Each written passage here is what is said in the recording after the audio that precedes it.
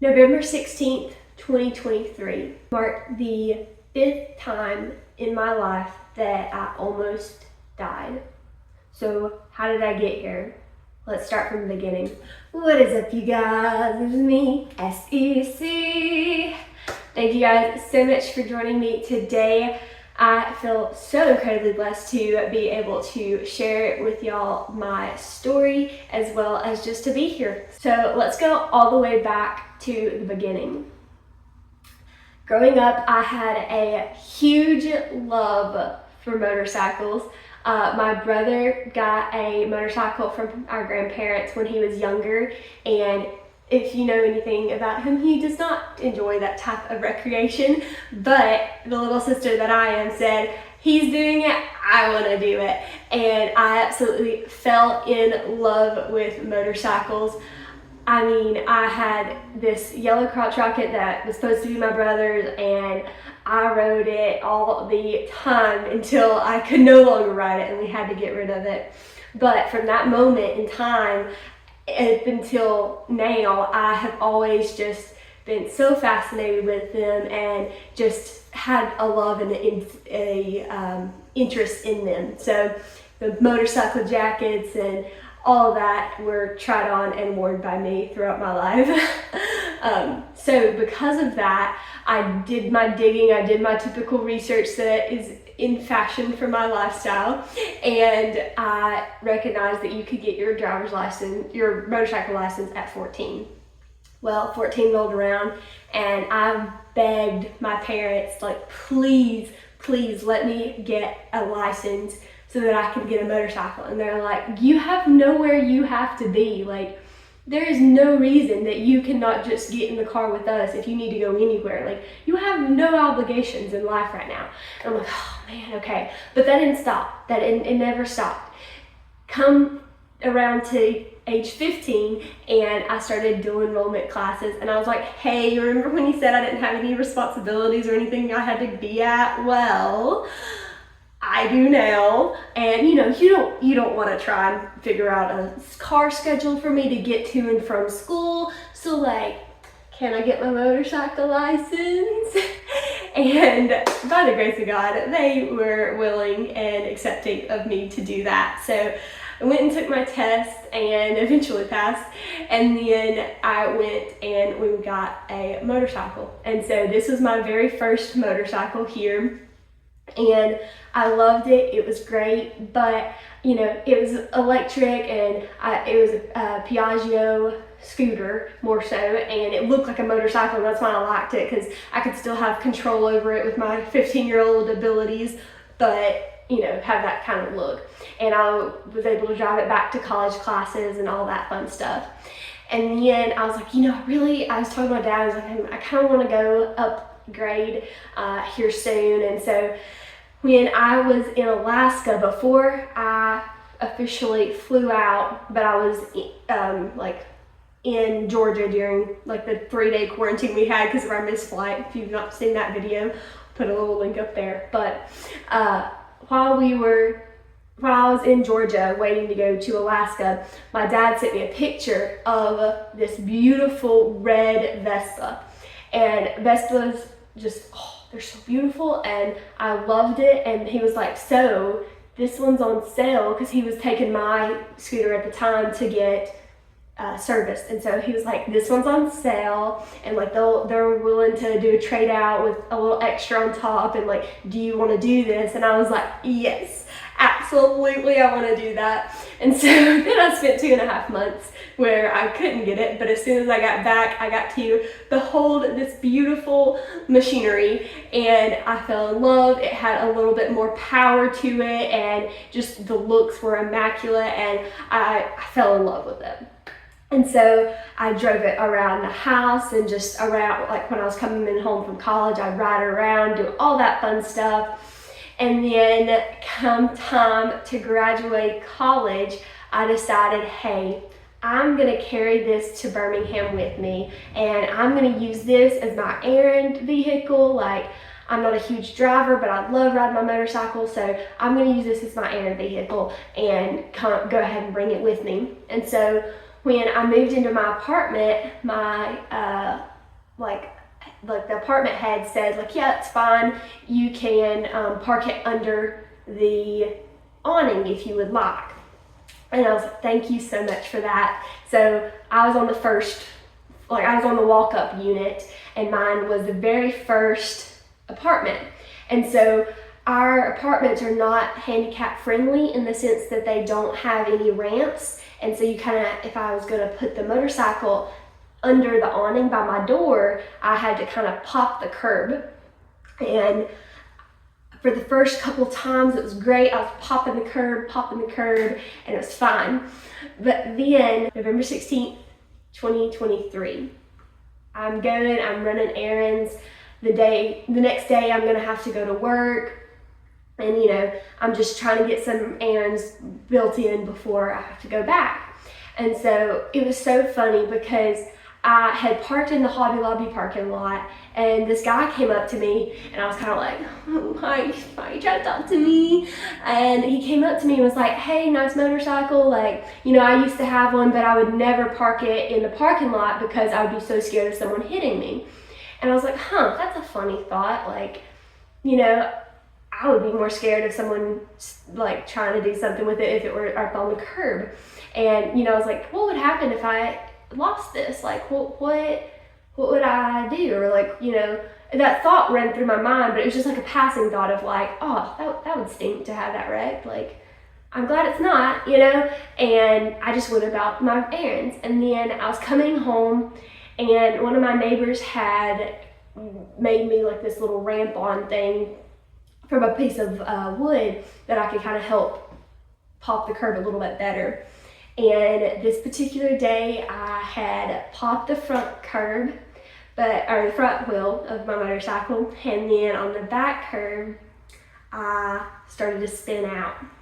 And the neighbor that actually made me that little ramp on thing was at the dog park with his dog, and that's just like right across from my old apartment. And so he heard and saw what was happening, but it happened so fast he couldn't do anything. So I'm trying to pop the curb, and the back wheel's spinning out, and then all of a sudden my hands clench. I can't move, I can't do anything. I'm just stuck in this accelerated position. And so I start ping-ponging through the hallway of the like outdoor apartment area. And so I end up banging against the wall of my, like where my door is and where my neighbor's door is. And in between our doors is this fire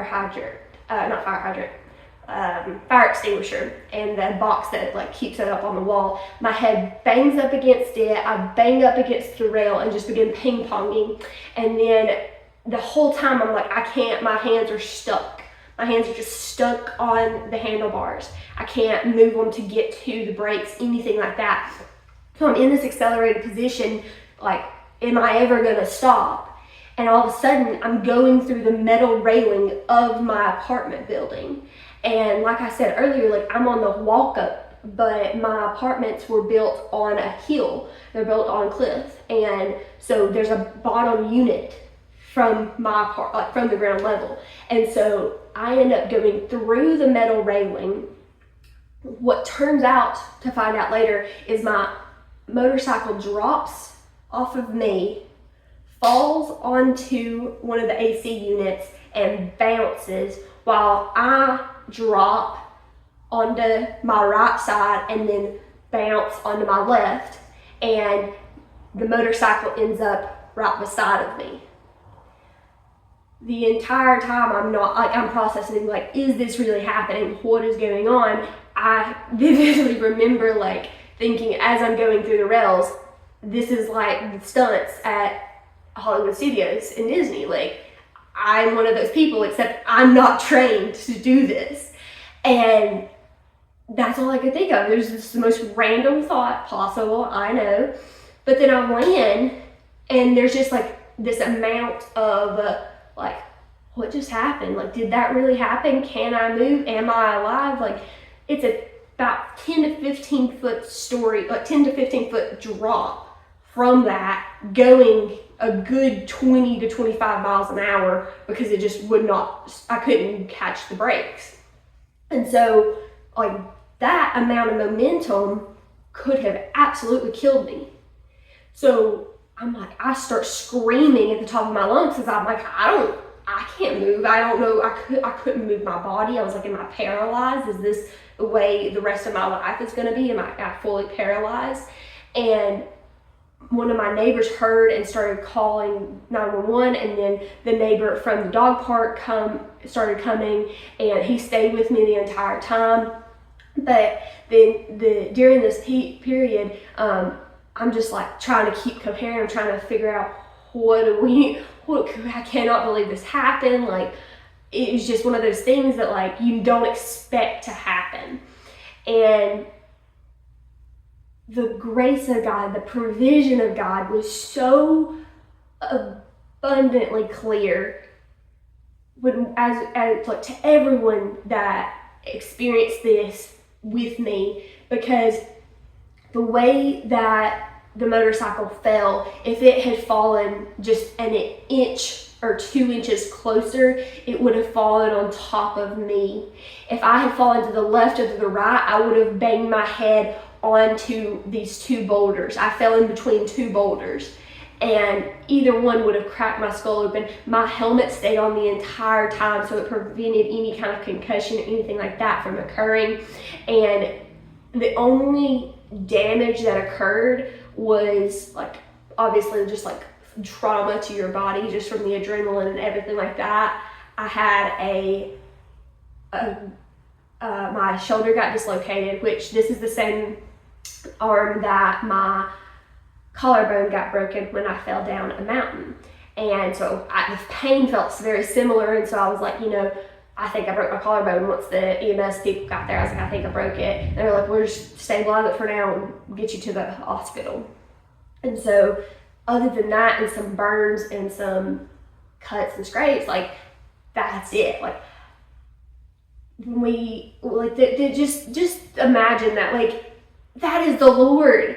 There is no way that I should be here today. Like, it is just so overwhelming to experience the hand of God, like to experience His provision, His healing, His protection, because you would hear that and you could see the damage, and no one thought I should be alive. Like literally no one saw what happened and thought, like, if you explain this to someone, they're going to be like, what happened? Like, how is this even possible? And all that you can say is it was God, because I didn't do anything. Yeah, I wore my helmet, whoop-de-doo, they fail all the time. Like, I got taken into the ambulance all the way to UAB to the trauma unit. Like, they took me right in. Like, there was no waiting in the waiting room. Like, I went straight to the trauma. They cut off all my clothes. They got an IV in the EMS. Like, they did the whole shebang, got x-rays, CTs, all the stuff.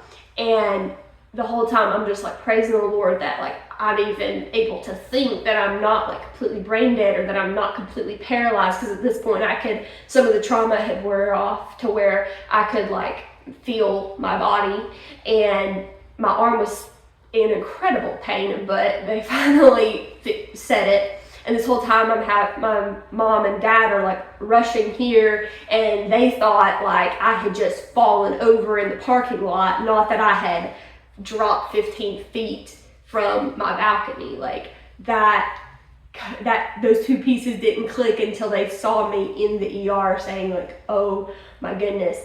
We told the stories to the nurses in the ER, and they have to give you like these names, or like they give you like John Doe kind of names while you're in the ER, and my name tag says Lucky, and they were like, you're lucky to be alive. And I said, like, my family and I were like, no, it's not us, it's not luck, it's God. Like, it is His provision, it is His protection that I'm even here. And this encounter in and of itself is a miracle.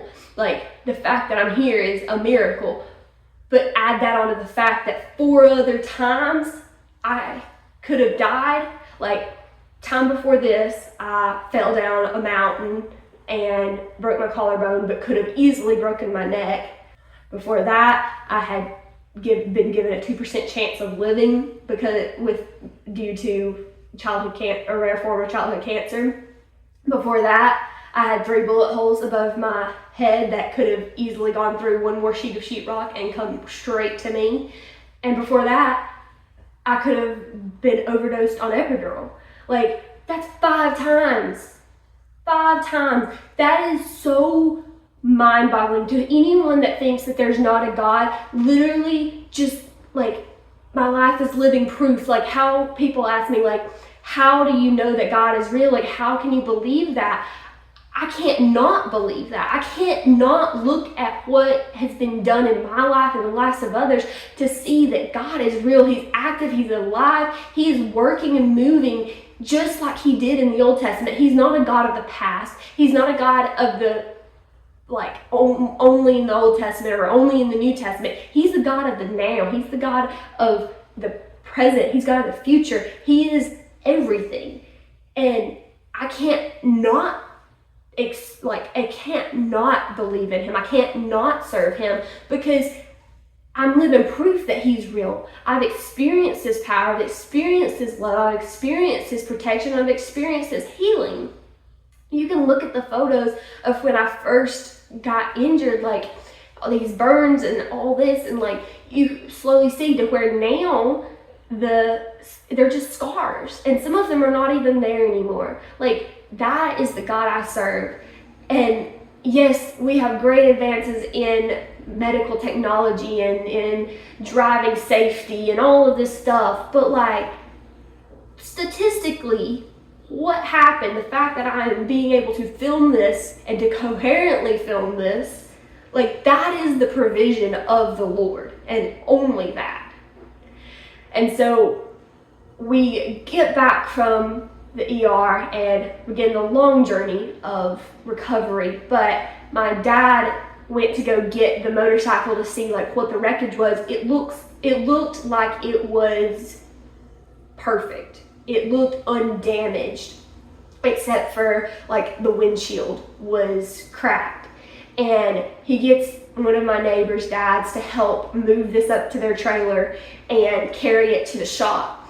And the guy at the shop hears the story and he says, like, obviously he gives glory to God. And then he's like, if this was any lesser of a machine, it would have fallen apart as she fell. Like, that was the quality of the machine. And so that was another thing. Like, if I had had a different kind of motorcycle, if I had a different like circumstances, it could have ended up completely different as well.